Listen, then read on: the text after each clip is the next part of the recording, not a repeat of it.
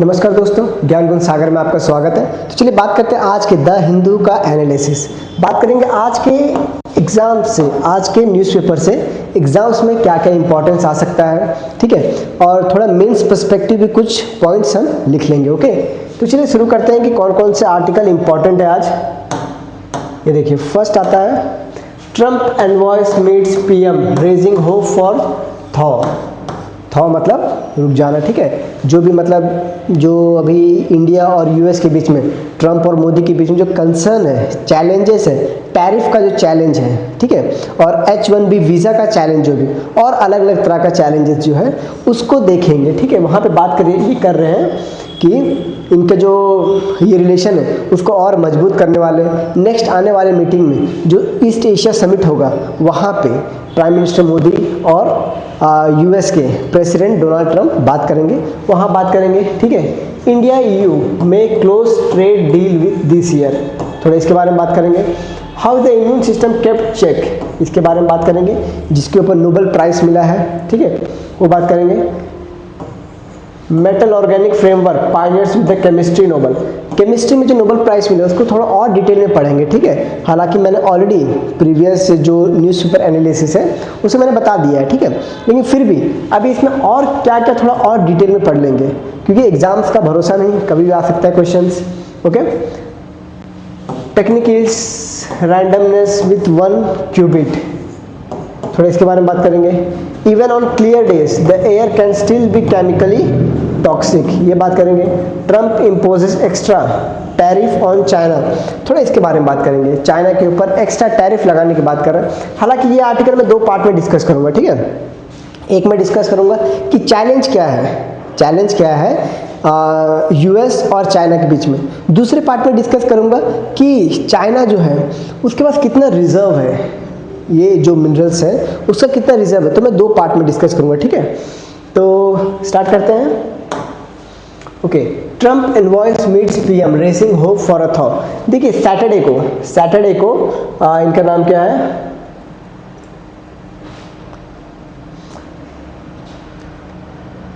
Sergio Gor, okay. ये Saturday को, आज संडे है, सैटरडे को ये आए थे इंडिया विजिट करने के लिए, यहाँ प्राइम मिनिस्टर मोदी जी से बात किए।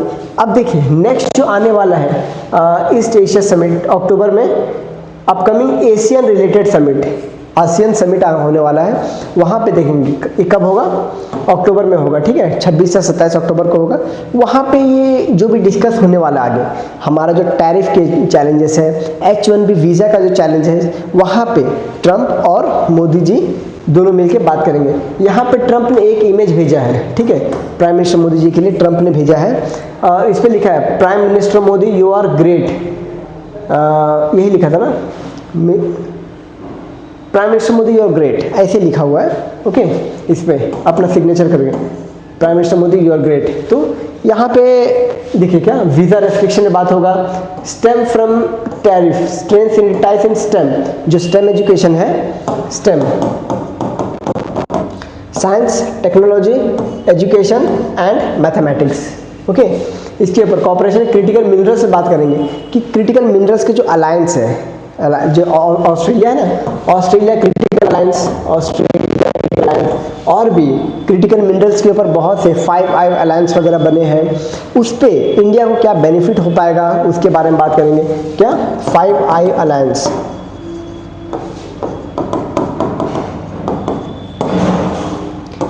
ये वैसे तो ट्रेड के लिए यूज होता है, लेकिन यहाँ पे बात किया जा रहा है कि कैसे, यहाँ बात किया जा रहा है कि कैसे ट्रेड डील को नेगोशिएट करेंगे, ओके।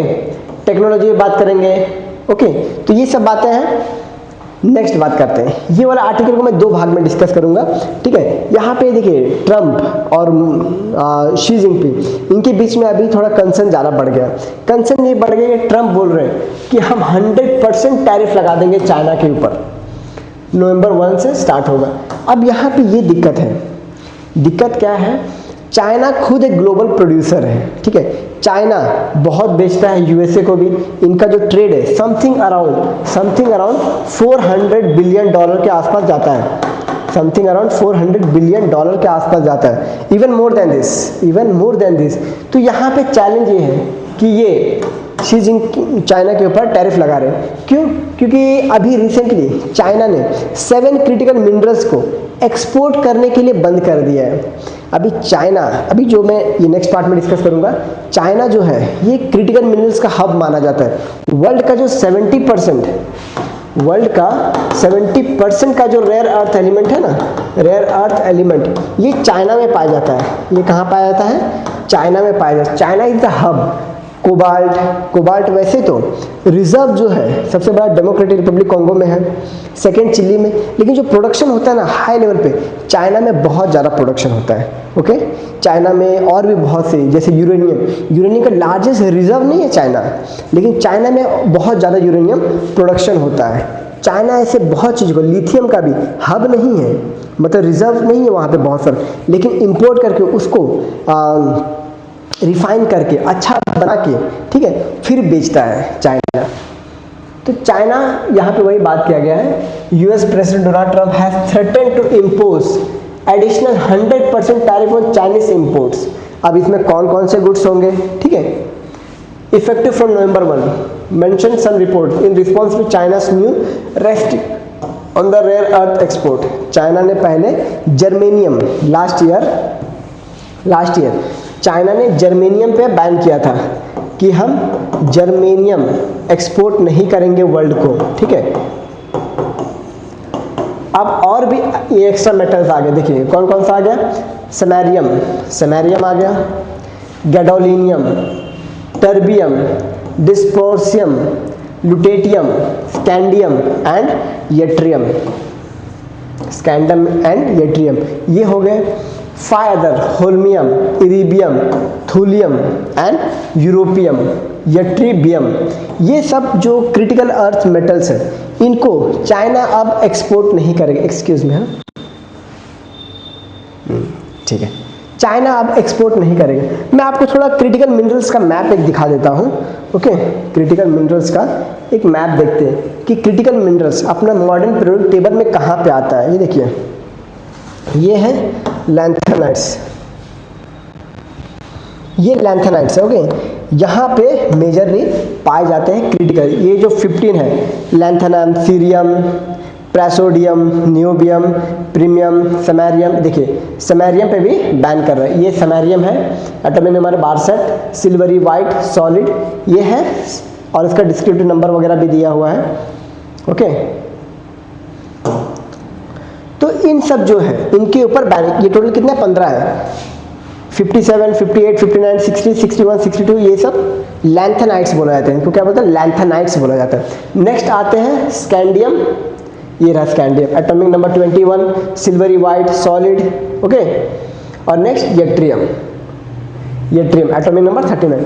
ये सब है rare earth element, total 17 elements है, ठीक है। ये लोग मतलब ये जो एलिमेंट्स है, मेटल्स है, इनका यूज़ होता है क्रिटिकल इंफ्रास्ट्रक्चर बनाने, क्रिटिकल जो भी मोबाइल एप्लीकेशंस वगैरह मोबाइल होते हैं, इन सब को बनाने के लिए यूज़ होता है, ठीक है। सोलर पैनल्स बनाने के लिए यूज़ होता है, ये इन्हीं सब का यूज़ होता है। तो ये है अपना क्रिटिकल मिनरल्स।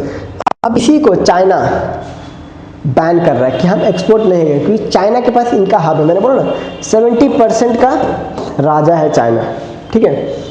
अब यहाँ पे कुछ मैप आते हैं जहाँ पे बताया कि चाइना के पास कितना रिजर्व है। ये सब, ये देखिए चाइना में रिजर्व ही रिजर्व है ये सब चीज़ का, ठीक है। एल्यूमिनियम आ जाता है, कोबाल्ट आ जाता है, लिथियम आ जाता है, निकल आ जाता है, ये सब का रिजर्व है चाइना के पास। बूम, चाइना के पास। अब यहाँ देखिए, China rare earth reserve production, the number you ask, देखो ये जो मैंने लिखा है ना, ये जो एग्जैक्ट, ये सेम टू सेम इस आर्टिकल का कॉपी है। इस आर्टिकल को पूरा उतारा गया है, ठीक है। यहाँ पे जो जो मेंशन है, यहाँ पे जो जो मेंशन है, ये सब मैंने इस सब में उतारा है, ठीक है। अब यहाँ पे लिखा है नोन फॉर रिजर्व अप्रॉक्सीमेटली, कितना रिजर्व है, 44 मिलियन मेट्रिक टन्स, दुनिया में सबसे ज़्यादा 44 मिलियन मेट्रिक टन। अभी अब देखो,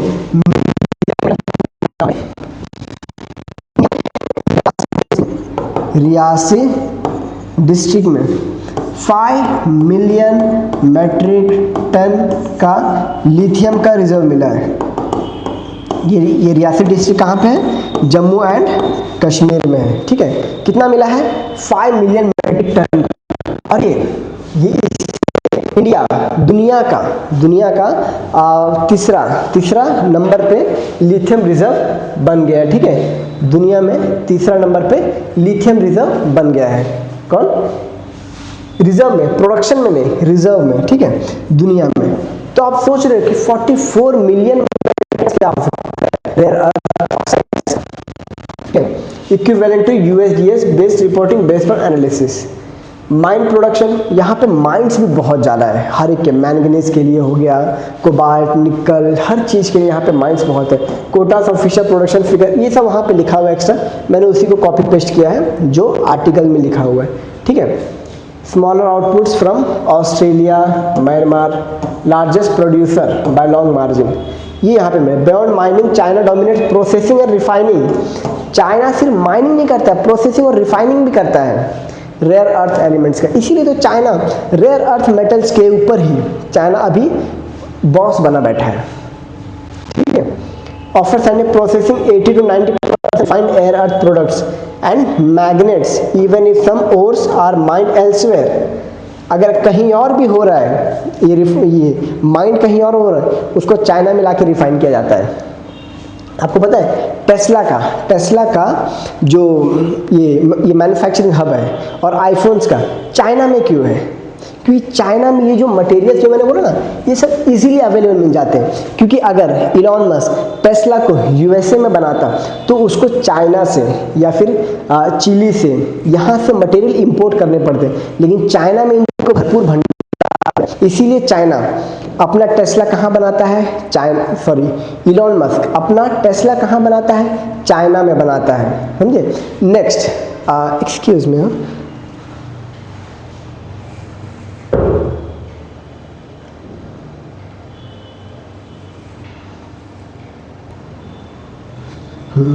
अब सब सॉर्ट ऑफ कैमरा मिसप्लेस हो गया था, बात कर रहे हैं, ठीक है, ओके। तो ये बात कर रहे हैं कि टेस्ला चाइना में क्यों बन रहा है? क्योंकि चाइना में ही इतने रिजर्व पड़े हैं, ठीक है। Global mine production 80 to 90% refined rare earth production, जो आईफोन बनाने के लिए भी, बहुत से जो फोन्स वगैरह बनाने के लिए, सोलर पैनल्स बनाने के लिए जो भी मटेरियल्स या मिनरल्स चाहिए रहता है, वो कहाँ पे अवेलेबल है? चाइना में। इसीलिए तो बहुत से ग्लोबल मैन्युफैक्चरिंग कंपनीज कहाँ पे है? चाइना में है, समझे। तो नेक्स्ट बात करते हैं, why are rare earth matters, ठीक है। रेयर अर्थ एलिमेंट कितना है? मैंने आपको बताया 17 है। 15 लैंथेनाइट्स, मैंने बताया 15 लैंथेनाइट्स है यहाँ पे, फिर से 15 लैंथेनाइट्स है, 1 2 3 4 5 6 7 8 9 10 11 12 13 14 15, 15 लैंथेनाइट्स। नेक्स्ट स्कैंडियम और यट्रियम, ये है टोटल रेयर अर्थ मिनरल्स, कितना? 17 है टोटल, ठीक है। Scandium, yttrium, 15 lanthanides, scandium used in the permanent magnets, ठीक है। इलेक्ट्रिक व्हीकल, अब देखें टेस्ला क्यों है चाइना में? Electric vehicles, motors, wind turbines, ठीक है, catalyst, fibre optics, lasers and wide range of military system. इसीलिए चाइना हब है, टेक्नोलॉजी एक्सपोर्ट में भी चाइना हब है, समझे। तो चाइना वही बोलता है कि मैं आपको मिनरल्स क्यों दूँ, मैं आपको डायरेक्ट इक्विपमेंट्स बना के देता हूँ, आप हमसे खरीदो, समझे। इसीलिए गाइडेंस सिस्टम, रडार, ड्रोन्स, ये सब बना सकता है चाइना। तो चाइना का मतलब बूस्ट है, मिनरल्स का बूस्ट है, control over either raw order और processed material. China direct raw मतलब वही अपना डायरेक्ट जो प्रोसेस और रिफाइन नहीं है, ठीक है, और प्रोसेस्ड मटेरियल पे भी can cost choke point for high tech and defence supply chain. China choke कर सकता है क्योंकि चाइना बहुत ही अभी आगे बढ़ चुका है। ये सब वही पॉइंट्स लिखा था, एक्स्ट्रा पॉइंट लिखा था, वही targeted export control, listed instead, ये आप मत देखो, okay. Next, grow export oriented crops. Prime minister Modi ji बोल रहे हैं कि देखो अभी मैंने जीएसटी 2.0 में जीएसटी जो बहुत एसेंशियल क्रॉप्स है उनके ऊपर कम कर दिए, ठीक है। तो आप अब एक्सपोर्ट ओरिएंटेड क्रॉप्स बनाना शुरू करो।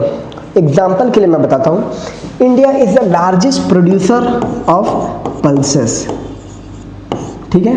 दुनिया में सबसे ज़्यादा पल्सेस कहीं उगता है तो वो है इंडिया।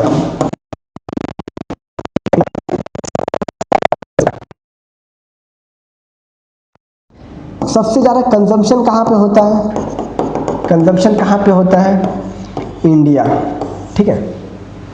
सबसे ज़्यादा इंपोर्ट कौन सा कंट्री करता है, इंपोर्ट कौन सा कंट्री करता है, वो भी है इंडिया। देख रहे हैं, मतलब इंडिया सबसे बड़ा प्रोड्यूसर है, सबसे बड़ा इंपोर्टर है। दाल देखिए, इंडिया मेजरली वेजिटेरियन कंट्री है, ठीक है। वेजिटेरियन प्रेफर करते हैं, आप भी मैं भी दाल वगैरह खाते हैं, ठीक है। तो इंडिया जो पल्सेस है, पल्सेस का सबसे बड़ा प्रोड्यूसर है, सबसे बड़ा कंज्यूमर है, सबसे बड़ा इंपोर्टर भी है। और कहाँ से इंपोर्ट करता है, मोस्टली इंडोनेशिया, थाईलैंड, ठीक है, इनसे, और मलेशिया, इनसे इंपोर्ट करता है।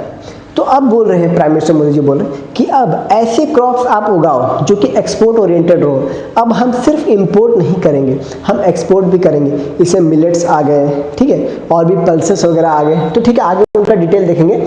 अब यहीं पे पूरा देखिए, 2 प्रोग्राम लॉन्च किए, कौन सा, धन धान्य कृषि योजना, धन धान्य कृषि योजना, और पल्सेस रिलायंस मिशन। यहाँ पे मैंने लिख दिया है कौन सा, धन धान्य कृषि योजना, pulses self reliance mission. Pulses मैंने बोला, पल्सेस सेल्फ रिलायंस। अब हम पल्सेस और ज़्यादा प्रोड्यूस करेंगे, ठीक है। The goal, make India agriculture globally competitive, reduce import dependence. क्योंकि हम पल्सेस और भी जो वेजिटेबल ऑयल्स होते हैं, आपने पाम ऑयल्स के बारे में सुना होगा, हम पाम ऑयल से बहुत ज़्यादा इम्पोर्ट करते हैं। कहाँ से, इंडोनेशिया से और मलेशिया से, 2 जगह से हम पाम ऑयल हम बहुत इंपोर्ट करते हैं।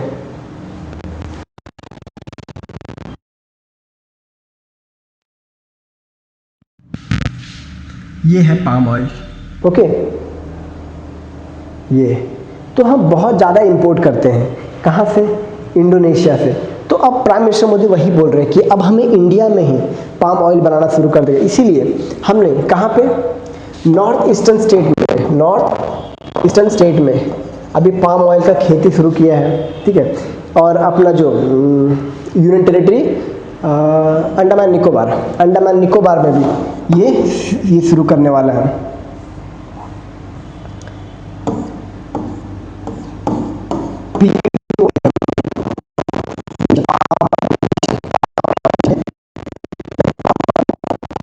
पाम ऑयल मिशन, ठीक है, POEM mission.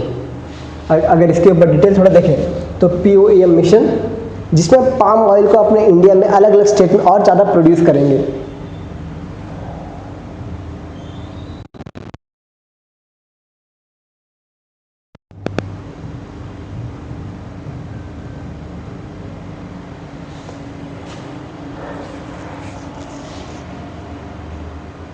NMEO refer to India's edible oil, palm oil का NMEO OP launch in 2021। Palm oil product achieve self sufficient in the edible oil, क्योंकि हम बहुत ज़्यादा ये करते हैं, इंपोर्ट करते हैं पाम ऑयल, ओके। तो यही 2 पल्सेस और धन धान्य कृषि योजना लॉन्च किए हैं। तो देखिए, list of export oriented crops India can focus on, ठीक है। सीरियल्स एंड मिलेट्स पे हमें ज़्यादा फोकस करना है, सीरियल्स और मिलेट्स पे ज़्यादा फोकस करना है, ठीक है। बासमती राइस तो हम दुनिया में सबसे ज़्यादा एक्सपोर्ट करते हैं। India is the largest exporter of basmati rice, ठीक है। मेजरली कहाँ पे जाता है, ये जाता है वेस्ट एशिया, यूरोपियन यूनियन, ठीक है। As per the trade data, ये सब डेटा के हिसाब से सीरियल्स एंड मिलेट्स को हमें ज़्यादा ये करना है। Basmati rice same to same है क्या, हाँ, नॉन बासमती राइस। देखिए, मिलेट्स हमें ज़्यादा प्रोड्यूस करना है, मिलेट्स, क्योंकि 2023 आपने सुना होगा, 2023 international year of millets. United nation ने 2023 को इंटरनेशनल ईयर ऑफ मिलेट्स घोषित किया था, ओके। सो कौन कौन से मिलेट्स है, बाजरा है, रागी है, ज्वार है, फॉक्सटेल मिलेट है, ठीक है। International year of millets 2023, UN growing export demand, मेज, यूएसए सबसे ज़्यादा प्रोड्यूसर है कौन का, मकई आता है ना। दुनिया में अगर 50% से भी ज़्यादा कोई कंट्री उगाता है मकई तो वो यूएसए है, ठीक है। नॉन बासमती राइस मिलेट्स में सेम टू सेम अब देखिए पल्सेस, मिशन फोकस, तूर, मूंग, उड़द, मसूर, चना, ये सब हमारा टारगेट है ताकि इंडिया सेल्फ रिलायंस हो सके और एक्सपोर्ट ओरिएंटेड क्रॉप्स में ग्रोथ कर सके। 3.5 lakh Hector under pulses cultivation target है हमारा बढ़ाने का। ओके, इंडिया यूएई में close trade deal this year. अभी देखिए ये वाला इंपॉर्टेंट आर्टिकल हो गया, ठीक है। यहाँ पे बात करेंगे जी यूरोपियन यूनियन टोटल कितने कंट्रीज है? टोटल 28 कंट्रीज है यूरोपियन यूनियन में। ओके, अभी हमारा यूरोपियन यूनियन से ट्रेड डील चल रहा है, मतलब फ्री ट्रेड एग्रीमेंट हम यूरोपियन यूनियन से, हमारा फ्री ट्रेड एग्रीमेंट ऑलरेडी बहुत से कंट्रीज के साथ चल रहा है। इंग्लैंड के साथ अभी फ्री ट्रेड एग्रीमेंट साइन हो चुका है, ठीक है। उसके बाद जो एफ्टा कंट्रीज है, एफ्टा उसमें कौन कौन सा आता है? नॉर्वे आता है, आइसलैंड आता है, स्विट्जरलैंड आता है, लिंचेस्टेन आता है, ठीक है। उनके साथ चल रहा है हमारा free trade agreement. ASEAN countries के साथ चल रहा है फ्री ट्रेड एग्रीमेंट, जापान के साथ चल रहा है फ्री ट्रेड एग्रीमेंट, ठीक है। तो इसी बहाने इंडिया ने सोचा कि चलो इनसे भी कर लेते हैं फ्री ट्रेड एग्रीमेंट। अब इससे फ़ायदा क्या होगा? अभी हमारा इंडिया और यूरोपियन यूनियन में टोटल कितने कंट्रीज आते हैं? 28 कंट्रीज आते हैं। उसमें जर्मनी आ गया, पोलैंड आ गया, ठीक है। अब मैं एक यूरोपियन यूनियन का मैप दिखा देता हूँ। European Union map I guess होगा मेरे पास, लेकिन फिर भी यहीं से देख लेते हैं।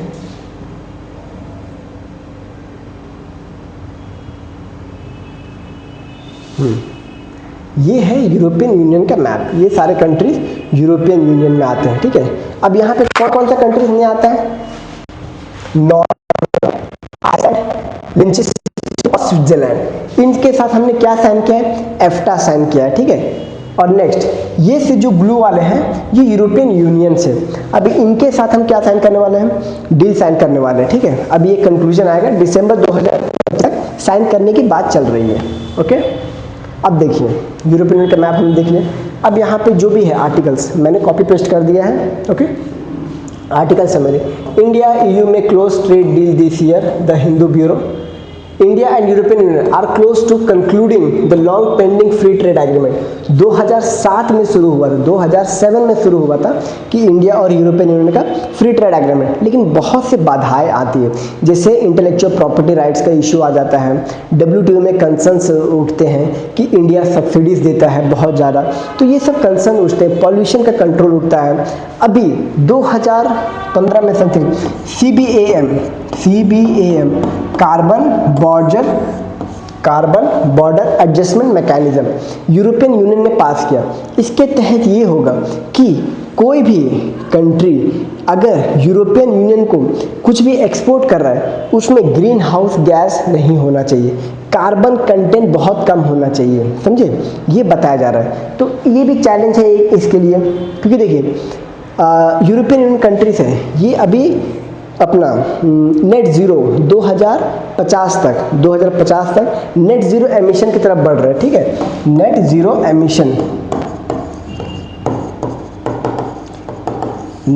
एमिशन 2050 तक। इंडिया का कितना है?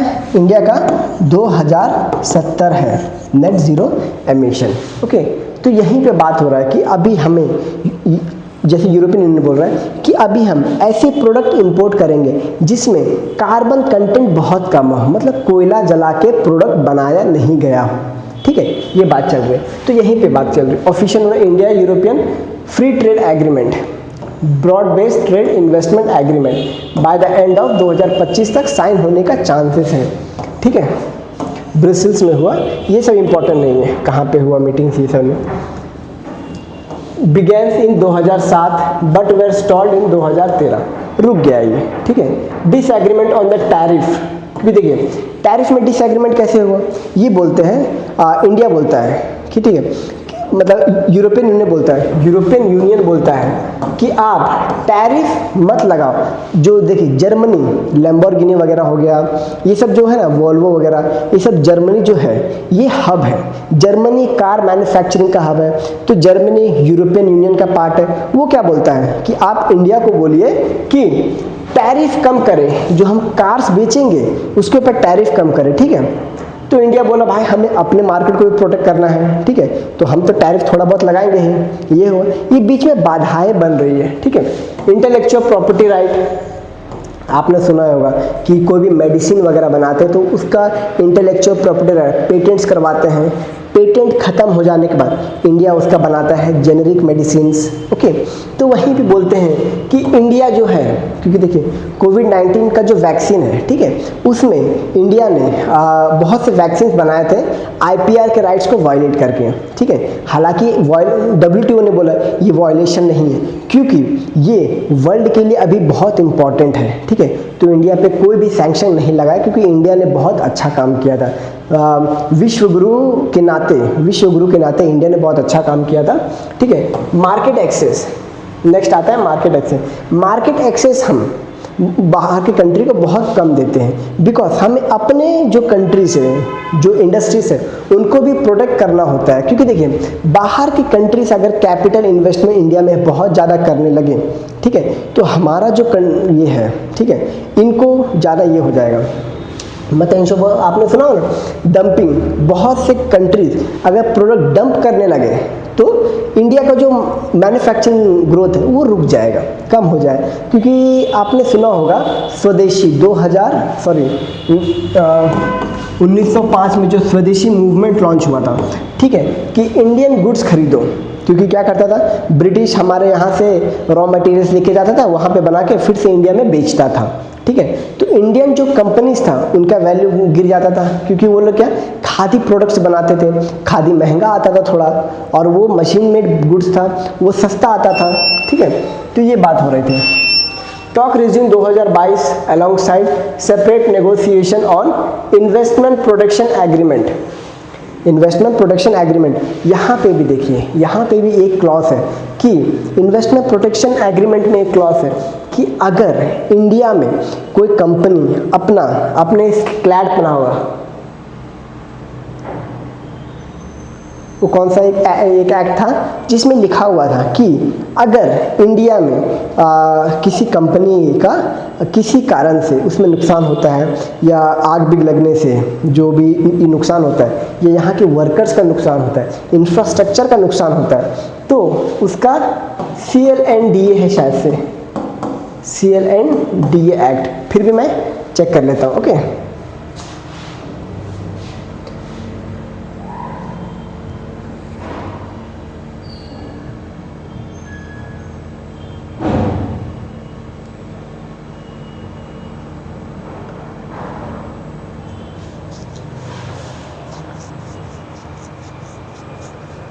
हाँ ये है। तो ये है civil liability for nuclear damage act. इसके तहत मतलब ये न्यूक्लियर सेक्टर में था, ये जो मैंने बताया ना, ये न्यूक्लियर सेक्टर में था। इसमें ये बताया गया था कि कोई भी बाहर का कंपनी इंडिया में अगर न्यूक्लियर का बेस बनाता है, ठीक है, यहाँ के इलेक्ट्रिसिटी जनरेशन के लिए, लेकिन अगर उससे कोई नुकसान होता है, कोई मर जाता है, तो उस कंपनी को पूरा मुनाफा जो रहता है वो भर के देना होगा।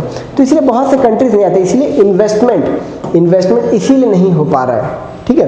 तो इसके ऊपर बात करेंगे, ज्योग्राफिकल इंडिकेशंस के बात करेंगे, ठीक है। Both sides are optimistic about closing the deal this year. तो चैलेंजेस रिमेन, बहुत से चैलेंजेस है, मैंने बोला ना CBAM का चैलेंज है, ठीक है। देखिए नेगोशिएशन राउंड 14 बार नेगोशिएशन राउंड हुआ, ठीक है, ब्रसेल्स में ये लेटेस्ट हुआ, ठीक है। बायलैटरल ट्रेड कितना है हमारा, 120 बिलियन के आसपास है, ठीक है। ये बहुत ज़्यादा होता है, 120 बिलियन बहुत ज़्यादा होता है, ठीक है। लेकिन क्या कंट्रीज बहुत ज़्यादा ना, 28 कंट्रीज है, ठीक है, 28 कंट्रीज है। Difficulty area CBAM, carbon border adjustment mechanism, okay.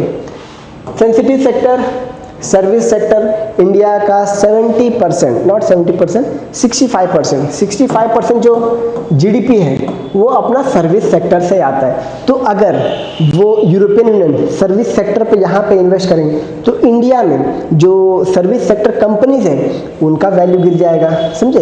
ये है क्या है, सेंसिटिव सेक्टर।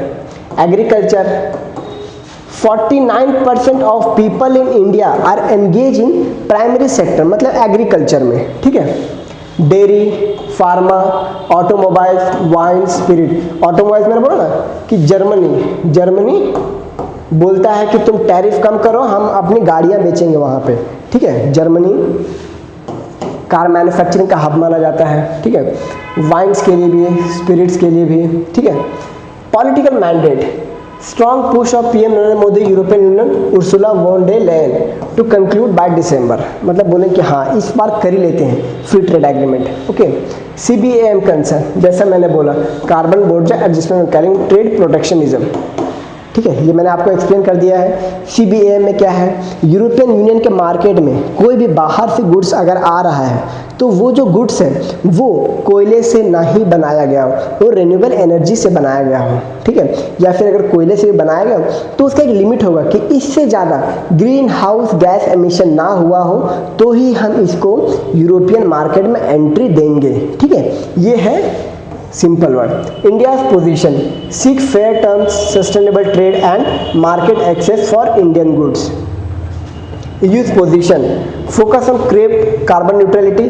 क्यों कार्बन न्यूट्रलिटी क्यों करना चाहता है, क्यों, इनका 2050 तक नेट जीरो का टारगेट है, नेट जीरो का टारगेट है, ठीक है, इसीलिए क्या करना चाहते हैं, कार्बन न्यूट्रलिटी करना चाहते हैं, ठीक है। लेबर स्टैंडर्ड और सस्टेनेबल क्लॉज, ठीक है। स्ट्रैटेजिक लिंक क्या है, आईएमईसी, कनेक्टिविटी कैसे होगा, कनेक्टिविटी कैसे होगा, तो इससे होगा India middle east European economic corridor and global trade diversification shifting geopolitics. IMEC पता है ना, आईएमईसी कॉरिडोर पता है ना आपको, कौन कौन से यहाँ पे आते देश, इंडिया आता है, ठीक है। और जो पोर्ट्स कनेक्टिविटी है मैं आपको मैप में दिखा देता हूँ, आईमैक, ठीक है।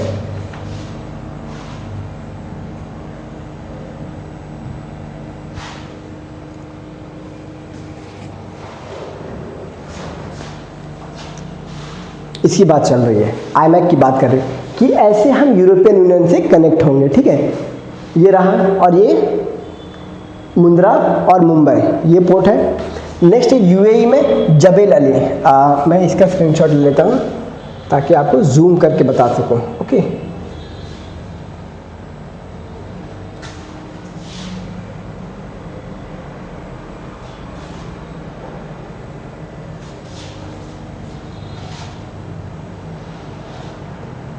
ये रहा गुजरात, जबेल अली अपना यूएई में, ठीक है, यूएई में। अल गुहाफत ये भी अपना यूएई में, ओके। नेक्स्ट आता है सऊदी अरेबिया, सऊदी अरेबिया क्या है, रियाद है और हरदा है, ठीक है। ये है कनेक्टिविटी करने का तरीका ताकि यूरोपियन यूनियन से कनेक्टिविटी बढ़ सके, कॉरिडोर बना सके, ओके। उसके बाद अल हदीद, ठीक है, ये है सी रूट और यह है रेल रूट, यहाँ से रेल कनेक्टिविटी, यहाँ से ट्रेनें जाएंगी, ट्रेन, ठीक है। अल हदीदा ये भी अपना सऊदी अरब में है। इजराइल का हाइफा पोर्ट है, ये सब पोर्ट्स की नाम बता रहे हैं, इजराइल का हाइफा पोर्ट, ग्रीस का पेरेशियस पोर्ट, ठीक है। यहाँ पे आगे नहीं लिखा है लेकिन आगे और भी है, आगे ये है इटली का कौन सा पोर्ट, मेसिना पोर्ट, इटली का मेसिना पोर्ट, ठीक है। ये कनेक्टिविटी बूस्ट करेगा, उसके बाद पूरा यूरोपियन यूनियन कनेक्ट होगा इससे, ओके। तो ये है,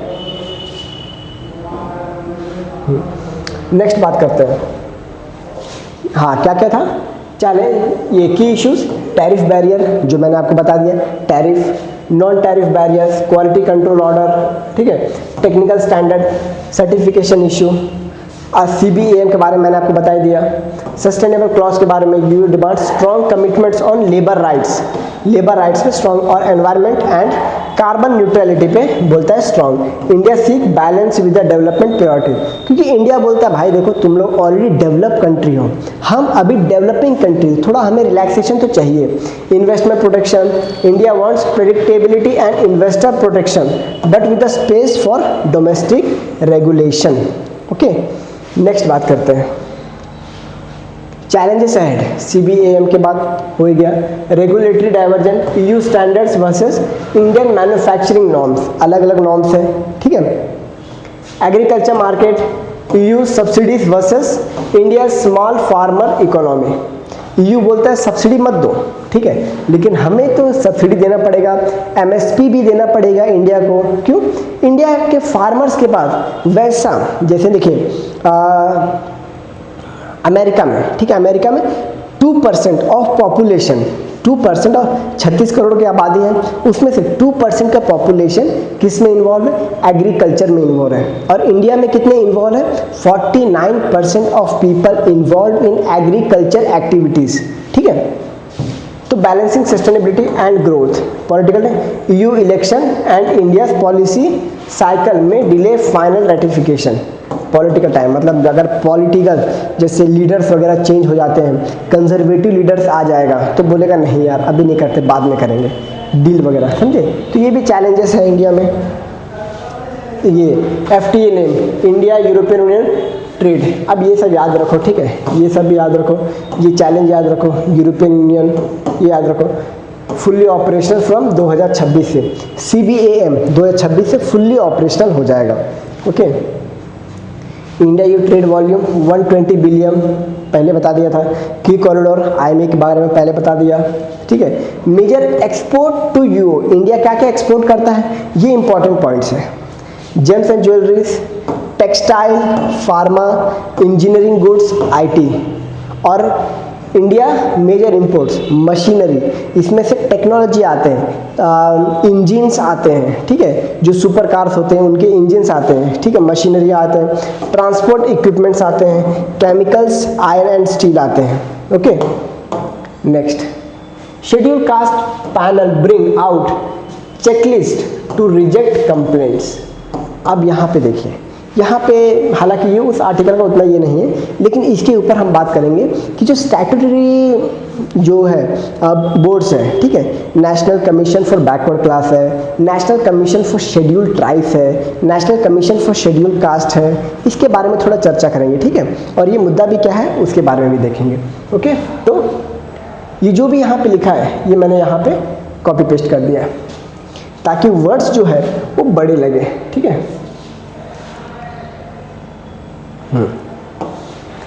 National Commission for Scheduled Caste has issued new procedural checklist prescribing condition under which complaints can be rejected or closed even without hearing. In some cases, the directive applies to all the National Commission Scheduled Caste wings. Service safeguard wing, यहाँ पे 3 wings है, national commission for schedule caste में 3 wings है, service safeguard wings, economic and social development wings, atrocities protection civil right wings. 90% cases इसी में जाते हैं, 90% के केसेस इसी में जाते हैं, ठीक है। क्योंकि इसका जो ना बहुत मिसयूज हो रहा है, इसका बहुत ही मिसयूज हो रहा है, okay. Complaints who do not belong to the SC category, by the complaints who do not belong to, जो SC के नहीं है वो भी कंप्लेंट कर रहे हैं। नेक्स्ट, अब यहाँ पे पूरा प्रोसीजर लिखा है। अनसाइंड एनोनिमस कंप्लेंट, कोई भी कंप्लेंट कर दे रहा, मतलब कोई भी रैंडम बंदा आया बोला कि चलो आज कोई टाइम पास करते हैं, तो वो NC/SC को कंप्लेंट कर देता है कि यहाँ पे किसी SC के साथ दुर्व्यवहार हुआ है, ठीक है, और वो अपना नाम भी कुछ लिखता नहीं, तो रिजेक्ट होंगे ना। Complaints not address properly, address ही नहीं डाला है, बोला इस जगह पे हुआ है, उसको कैसे पता, ठीक है। Must formally address to the commission with correct details, no self declaration, यही सब मैटर लिखा हुआ है, ठीक है, ये सब मैटर लिखा है। अब यहाँ के बाद जो हम डिस्कस करने वाले हैं वो इसके बारे में। आर्टिकल 338 ये बात करता है national commission for scheduled cast, ठीक है, आर्टिकल 338। उसके बाद आर्टिकल 338A, इसमें क्या है, national commission for scheduled tribes, okay. Article 338B, national commission for social backward, for backward social backward community, socially and educationally backward community, okay, मतलब OBC अपना OBC। तो ये मेंशन है। 65th constitutional amendment act separated from SC/ST combined, ठीक है, ये जो article है इसको, और 89th अमेंडमेंट 2030 में कंपोजिशन, चेयरमैन, ये सब लिखा है कंपोजिशन, क्योंकि कंपोजिशन UPSC में पूछ लिया था कि कंपोजिशन क्या है, chairperson, vice chairperson and 3 other members appointed by the president. National commission for schedule cast के मेंबर्स कौन कौन हैं, चेयरपर्सन रहता है, वाइस चेयरपर्सन रहता है, 3 अदर्स मेंबर, मतलब टोटल कितने मेंबर रहते हैं? 5 मेंबर्स रहते हैं। Determined by the president, tenure क्या रहेगा? फिक्स नहीं है, determined by president. Report president को सबमिट होगा, submitting annual report to the president who lays it before Parliament, फिर पार्लियामेंट डिस्कस करता है। Power, civil court power, investigation, summoning, witness require. अब यहाँ पे फंक्शंस की दिया हुआ है जो कि मीन्स के लिए इंपॉर्टेंट है। ओके, नेक्स्ट कॉन्स्टिट्यूशनल आर्टिकल भी दिया हुआ है, article 338 same to same, chairperson wise 3 person same as civil court, summoning president of India, prevention atrocities act 1989, reduce pendency, avoid misuse. ये क्यों लाया गया है? इसके लिए लाया गया है। Anonymous, unsigned, unrelated to SC status, sub judice and policy related, इन सब कंप्लेंट्स को डायरेक्ट रिजेक्ट कर देंगे बिना देखे। Okay, even on clear days the air can still be chemically toxic. यहाँ पे हम पर्टिकुलर देखिए, अभी ठंडे आने वाला है, ठीक है, अभी दिल्ली का प्रदूषण जो है ये बहुत हाई होने वाला है, दिल्ली का प्रदूषण अभी बढ़ने वाला है। तो अभी पॉल्यूशन के ऊपर डेली आपको खबर मिलेंगे, ठीक है, कि आज का एयर क्वालिटी इंडेक्स इतना बढ़ गया। तो वही देखते हैं, क्योंकि देखिए यूपीएससी 2022 में क्वेश्चन पूछता है पर्टिकुलर मैटर के बारे में। देख लीजिए 24 आवर मीन PM 2.5, यहाँ पे PM 2.5 की बात हो रही है, ठीक है। Should not exceed 15, annual mean should not exceed 5, ठीक है। अब ये क्या है? ये सही है, ठीक है। अब इसमें in a year highest level ozone pollution occur during periods of inclement weather. देखते हैं, PM 10 can penetrate lung barrier and can enter bloodstream. Bloodstream में क्या घुस सकता है, इसके बारे में बात करेंगे, ठीक है। Excessive ozone air can trigger asthma, इसके बारे में बात करेंगे। अब यहाँ पे देखिए कि इसका आंसर क्या आ सकता है। जो PM 10 है ना, ये थोड़ा सा बड़ा होता है, अपने जो बाल है इसे थोड़ा सा पता, मतलब ये लंग्स में नहीं जा सकता, लेकिन PM 2.5 ये लंग्स में जरूर जा सकता है। तो ये वाला आंसर 3 जो है ये गलत है। तो 3 किस में है? इसमें है। 3 किस में है? इसमें है। Excessive ozone in the air can trigger asthma 1 and 4, ये है इसका सही आंसर, ठीक है। अब यहाँ पे दिया है find particular matter 2.5 in diameter can penetrate deep into the lungs and blood streams causing toxic effect. ये है PM 2.5 और यही वाला यूपीएससी ने पूछा है, ये वाला आर्टिकल में मेंशन है। तो ऐसे यूपीएससी क्वेश्चंस उठाता है। Traditional means government usually use total PM mass to जज एयर क्वालिटी। ओके, अभी फाइंडिंग्स मतलब जिसने फाइंडिंग्स किया उसके बारे में बताया है, तो ये भी उतना इंपॉर्टेंट नहीं है, ठीक है, लेकिन फिर भी आप एक बार देख सकते हो इसको। देख लिया? नेक्स्ट, अब ये सारे क्वेश्चंस कुछ बन सकते हैं, मैंने डायरेक्ट आंसर भी टिक मार्क कर दिए। PM 2.5 measures of fine particle matter, ठीक है। Which are the following metals PM 2.5 link to oxidation stress lungs ion. क्योंकि अगर आंसर और क्वेश्चन आंसर करेंगे तो उससे चांसेस है कि अच्छे से समझ में आ जाए, समझे? Correct. Source of metal containing fine particles vehicle emission, coal burning, मतलब बोथ A एंड B, ठीक है। Advance technique use to identify PM particular composition क्या है? Single particle inductivity coupled plasma time flight mass spectrometry, ये है इसका answer. Okay, तो इससे ज़्यादा समझ आने का चांसेस है। अब यहाँ पे बैट के बारे में हुआ है, ठीक है। एक बैट, एक यूरोपियन बैट है, नॉक्ट्यूल बैट, ठीक है। ये उड़ते हुए पंछी का ही शिकार कर लेते हैं। आपने कभी देखा है? ये जो मतलब खूबी है ये मोस्टली आपको ईगल में देखने को मिलेगा। जो ईगल रहता है, चील, काइट, उनमें देखने को मिल जाएगा, पेरेग्रीन फैल्कन उनमें देखने को मिल जाएगा। लेकिन ये बैट में पहली बार देखा गया है कि उड़ते हुए जीव का शिकार कर लेना, ठीक है। तो उसी के बारे में बात किया गया है। ये जो सेम आर्टिकल मैंने यहाँ पे लिख दिया, ठीक है। Predation on the migratory bird, migratory bird जो आते हैं उनको नॉक्ट्यूल बैट्स यूरोप के हैं खा जाते हैं, ठीक है। तो इससे क्या क्या प्रॉब्लम्स आएंगे, ठीक है, वो भी देखेंगे। क्योंकि अगर जो खा जाएंगे, ठीक है, तो वो वाले बर्ड दोबारा उधर से नहीं जाएंगे, ठीक है। मेजोरिटी देखा जाएगा कि वहाँ पे जान को खतरा, तो क्यों, कौन सा बर्ड जाएगा? तो वहीं पे ग्रेटर नॉक्टिल बैट्स इस बैट का नाम है, ठीक है। New behaviour observe hunting and consuming small migratory birds in flight. अब यहाँ पे देखिए बिहेवियर ऑफ एनिमल्स पूछा जाता है। बिहेवियर ऑफ एनिमल से पूछा गया था ओरंगुटन के बारे में, मैं आपको दिखाता हूँ ओरंगुटन के बारे में। यूपीएससी 2023 में पूछा था ओरंगुटन।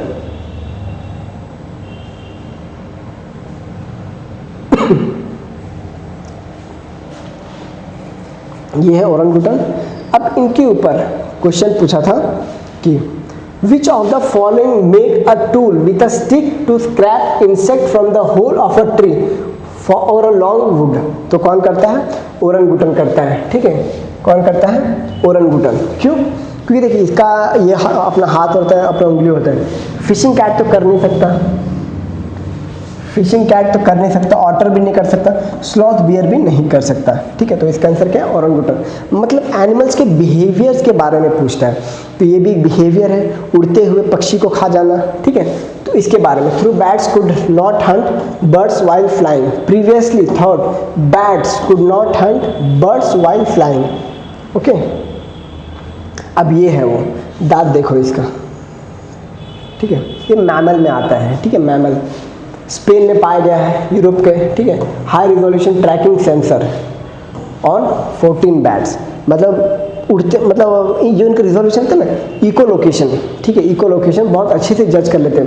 2 instances of bat catching birds about 400 meter, about 400 meter, आप देख रहे हो कितना ऊपर है। 1 bat captured European robin and consumed it continuously in flight for 20 minute, मतलब उड़ते हुए पकड़ भी लिया, खा भी रहा है उड़ते उड़ते। सोचिए क्या पावर है इसके पास। नेक्स्ट ये देखिए, ये हो इको लोकेशन होता है, ठीक है। इको लोकेशन, बैट सोनार फेंक रहा है, रिटर्निंग साउंड वेव, ये साउंड वेव वापस आ रहा है, इससे पता चलता है कौन सा जानवर है, कितना बड़ा जानवर है, ठीक है।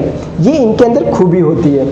फ्रीक्वेंसी इनऑडिबल टू बर्ड्स, जो भी ये क्या कर रहे हैं, बैट सोनार कर रहे हैं, ये इनऑडिबल रहता है, ठीक है। Strong wing beats provide speed and manoeuvrability to outfly prey, मतलब उनसे भी तेज उड़ के उन्हें पकड़ लेना, ठीक है। Combining stealth, echolocation and aerial agility. Ecology bats can impact bird migration pattern, जो मैंने बोला, predatory prey interaction, behavioral adaptation, so extreme flexibility in hunting. Greater nocturnal bats are rare and protected in Europe, ठीक है, मतलब इनका protection भी किया जाता है। Understanding that diet is important for ecosystem balance, ecosystem balance के लिए काम आ सकता है उनका डाइट पैटर्न। अब ये कुछ प्रीलिम्स क्वेश्चन है। Great nocturnal bats are known for hunting birds in flight, which sensory adaptation help bats hunt birds without alerting them, ultrasonic echolocation, okay. Maximum observed 400 meter, European bird preyed upon greater nocturnal bats। ये European robin एक bird है Europe में, okay. ये वही दिया हुआ है, ultrasonic echolocation 400 meter. अब how immune system kept in check, अब इसको सिंपल तरीके से देखिए, इम्यून सिस्टम, आपके बॉडी में कोई पैथोजेंस आ रहा है, टी सेल और बी सेल, 2 सेल होते हैं। टी सेल कैसे उस पैथोजेंस को ये पहचानता है, उसको ख़त्म करता है, लेकिन साथ में वो सेल्स को ख़त्म करता है। लेकिन ये है इसमें, मतलब सिंपल तरीके बता रहा हूँ, ये है उसमें कि वो जो भी एंटीबायोटिक्स रिलीज़ करता है, एंटीबायोटिक्स जो एंटीबॉडीज बनाता है, एंटीबायोटिक रिलीज़ करता है, वो अपने हेल्थी सेल्स को क्यों इम्पैक्ट नहीं करती। क्योंकि देखिए अगर हमने बम फोड़ा, ठीक है, अगर बम फोड़ा तो क्या करता है, वो दुश्मन को मारता है, एनवायरनमेंट भी थोड़ा ये बर्बाद कर देते हैं। लेकिन उस टी सेल में क्या खास बात होती है कि वो सिर्फ दुश्मन को मारता है और बगल वाले चीज़ों को अटैक नहीं करता। समझ रहे हो आप, ये है इसका कोर कॉन्सेप्ट। तो यही वाला दिया है वहाँ पे, जो अभी रिसेंटली नोबेल प्राइज मिला है, ठीक है, नोबेल प्राइज मिला है, उसी के ऊपर पेरिफेरल इम्यून टॉलरेंस, इसके बारे में बात किया गया है, ठीक है। Immune system protects the body from pathogens और ऑटो इम्यूनिटी टी सेल्स। देखिए यहाँ पे ऑटो इम्यून डिसऑर्डर्स के बारे में बताया गया। तो T cell mistakenly attack own tissues, own tissue. जब देखिए अगर आपने बम फोड़ा, ठीक है, कहीं पे, तो वो जिसके ऊपर फोड़ा वो तो मरेगा ही, उसका एनवायरनमेंट भी खराब हो जाएगा। लेकिन वो कौन सा तरीका है टी सेल्स के पास, जिससे सिर्फ पैथोजन मरता है, सामने का एनवायरनमेंट खराब नहीं होता। क्योंकि अगर सामने का एनवायरनमेंट खराब हो जाएगा तो उसको क्या बोलते हैं, auto immune disorder. Auto immune disorder बोला जाता है उसको। Okay, why do most people not develop auto immune disease? क्यों नहीं डेवलप? क्योंकि उसका जो टी सेल होता है उसके हेल्थी सेल्स के ऊपर अटैक नहीं करता। Okay, regulatory T cell tracks, T cell have T cell receptors to recognise invaders, central tolerance in the thymus, T cells are trained to eliminate self reactive cells। ये देखिए T cells have receptors recognize invaders, pathogens को ये recognize करना है।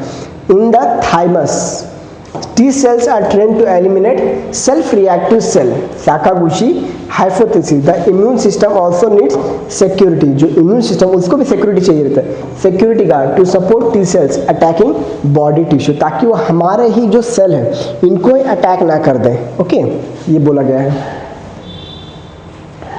Removing thymus in newborn माइस, देखिए जो thymus रहता है उसमें न्यूबॉर्न माइस में निकाल दिया, उसके बाद देखते हैं कि क्या टी सेल इम्पैक्ट करता है।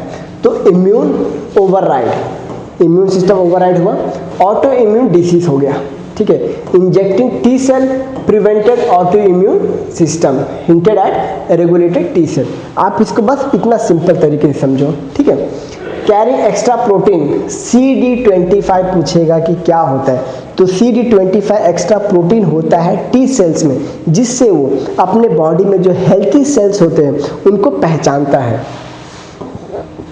Suppress over active T cells, maintain, जो ओवर एक्टिव टी सेल्स रहते हैं ना, ओवर एक्टिव कि जो हेल्थी सेल्स को अटैक कर दें उनको रोकता है। ठीक है, वो प्रोटेक्ट करता है।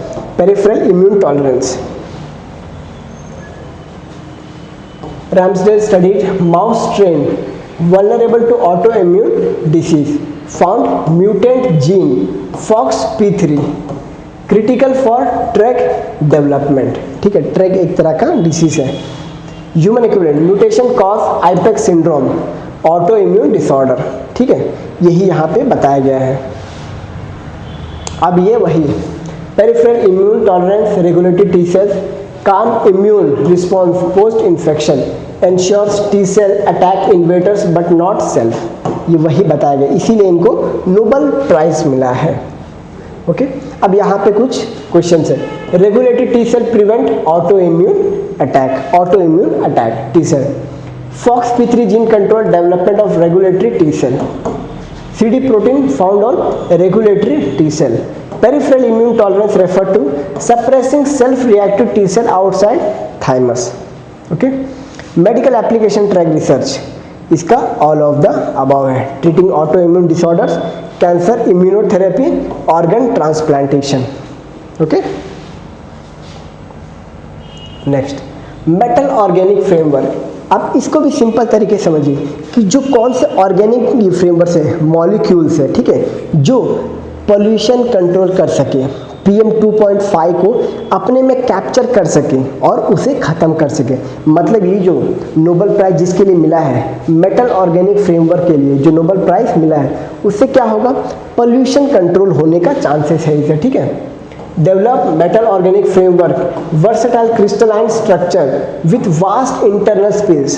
ये है vast internal space, ये सब internal space है। ठीक है, internal space है। Okay, pioneered designable porous material capable of hosting other molecules for multiple application। multiple application वही pollution controls वगैरह का आता है।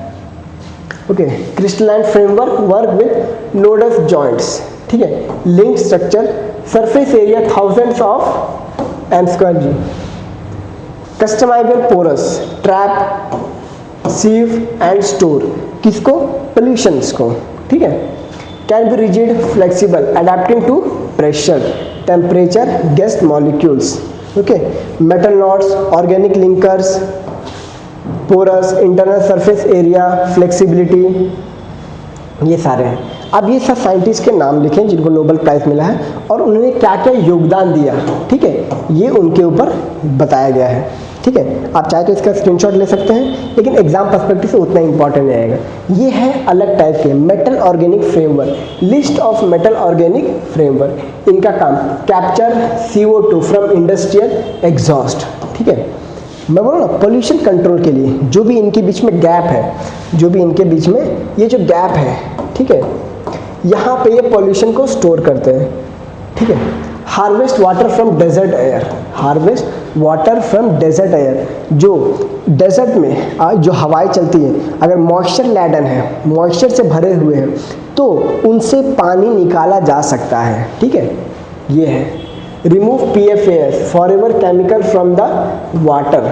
ये आपको पता है फॉरएवर केमिकल क्या होता है? जैसे आपके घर में बर्तन हो, ठीक है, बर्तन हो या फिर कोई भी हो जिसपे केमिकल्स डाल के कलरिंग किया जाता है ना, फॉरएवर केमिकल्स उसी को बोलते हैं। ठीक है, फॉरएवर केमिकल जो कि कढ़ाई रहता है, कढ़ाई में जो भी उसको कलरिंग किया जाता है वो होते फॉरएवर केमिकल्स। ठीक है, speed pollutants break down recovers rare earth metals, hydrogen methane storage for clean energy vehicle. आप देख रहे हो ये नोबेल प्राइज जो मिला है ये बहुत ही चेंज लाने वाला है। Drug delivery, toxic gas containment, semiconductor manufacturing, ये सब में ये काम आएगा। अब ये वाला कुछ क्वेश्चंस हैं। Okay, MOF are made up of metal ions organic linker, इसीलिए से क्या बोलता है metal organic framework. Okay, tested carbon capture in CaLF20, ये UPSC पूछ सकता है कि CaLF20 किस काम आता है। ठीक है, application MOF includes all of the above, drug delivery, hydrogen, water harvesting. ठीक है, वाटर हार्वेस्टिंग कैसे? जो मैंने बोला डेजर्ट एयर को कैप्चर करता है, डेजर्ट एयर को कैप्चर करता है, और कौन कैप्चर करता है? डेजर्ट एयर को। MOF 303 ये एक मेटल ऑर्गेनिक फ्रेमवर्क है। ठीक है, MOF5 significant because capture CO2 robust 3-way store water flexible, ये भी है कैप्चर CO2। ठीक है, ये actually known for building robust, ये वाला। अब हाँ, मैंने बोला था चाइना के बारे में थोड़ा और डिस्कस करूंगा कि चाइना का देखिए यहाँ पे चाइना ने बोला कि 100% टैरिफ, आपका रिवीजन भी हो जाएगा। ठीक है, एंड टू बी ऑनेस्टली बताऊं कि जो मैंने PDF जो बनाया था ये मैंने पीछे इसको अपडेट कर दिया था। ठीक है, इसीलिए अनाउंसमेंट फ्राइडे प्राय 100% कैंसिल AP समिट। ठीक है, ये आसियान का है, ASEAN Pacific, Asia Pacific economic conference. ठीक है, एशिया पैसिफिक। चाइना से export control rare earth element, इसी के ऊपर जो टैरिफ लगाया है ये इसी के ऊपर लगा है। अब यहाँ पे जो रेयर अर्थ एलिमेंट्स हैं 15 metallic element essential for modern technology, China के पास जो रिजर्व है मैंने आपको ऑलरेडी बता दिया, पहले बता दिया। मैं सोचा था कि बाद में बताऊंगा लेकिन मैंने पहले बता दिया। ठीक है, कंज्यूमर इलेक्ट्रोशन, ये मतलब जिस चीज़ में उसका मिनरल्स यूज होने वाला है वही चीज़ सब चीज़ के बारे में बता रहा है। Okay, China process majority of rare earth elements, ये मैंने आपको ऑलरेडी बता दिए हैं। ठीक है, तो क्योंकि मैं सोचा था लास्ट में डिस्कस करूँ लेकिन मैंने आपको पहले बता दिया था। ठीक है, धन्यवाद दोस्तों, आज का इंडियन एक्सप्रेस का एनालिसिस यहीं पे ख़त्म करते हैं।